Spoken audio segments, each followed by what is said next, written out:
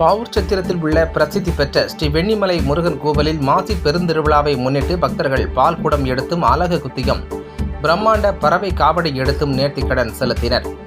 தென்காசி மாவட்டம் பாவூர் சத்திரத்தில் அமைந்துள்ள பிரசித்தி பெற்ற கோவிலான வள்ளி தேவசேனா சமேத ஸ்ரீ வெண்ணிமலை முருகன் கோவிலில் ஒவ்வொரு ஆண்டும் மாசி மாதம் 11 நாட்கள் திருவிழா வெகு விமர்சையாக நடைபெறுவது வழக்கம். அதன்படி கடந்த பிப்ரவரி 21ஆம் தேதி கொடியேற்றத்துடன் தொடங்கிய திருவிழாவானது தினமும் ஒவ்வொரு சமுதாயத்தின் சார்பில் மண்டகப்படி திருவிழா நடத்தப்பட்டது.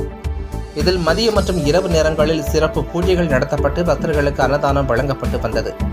நிகழ்ச்சியில் முக்கிய நிகழ்வான 10ஆம் திருநாளை முன்னிட்டு இன்று பாவூர் சத்திரம் மற்றும் சுற்றுவட்டார கிராமங்களான குறும்பலாப்பேரி, திப்பனம்பட்டி, ஆவடையானூர், பெத்தநாடார்பட்டி, கிளப்பாவூர், செல்வ விநாயகர்புரம், கல்லூரணி உள்ளிட்ட பகுதிகளில் இருந்து பக்தர்கள் அலகு குத்தியும் பால் குடம் எடுத்தும் மயில் காவடி, நாக காவடி, பிரம்மாண்ட பறவை காவடி உள்ளிட்ட பல்வேறு வகையான காவடிகளை சுமந்தும் வந்தனர். அவர்களிடம் பக்தர்கள் மாலை சேர்த்து திருநீர் பெற்றுக் கொண்டனர். பாவூர் சத்திரத்தில் நடைபெற்ற இந்த பால்குட ஊர்வலத்தின் காரணமாக நெல்லை தென்காசி 4 வழிச்சாலையில் போக்குவரத்து மாற்றி அமைக்கப்பட்டிருந்தது. மேலும் இந்நிகழ்வில் திரளான பக்தர்கள் கலந்து கொண்டதால் ஆலங்குளம் டிஎஸ்பி தலைமையில் 100க்கும் மேற்பட்ட போலீசார் பாதுகாப்பு பணியில் ஈடுபட்டு வந்தனர்.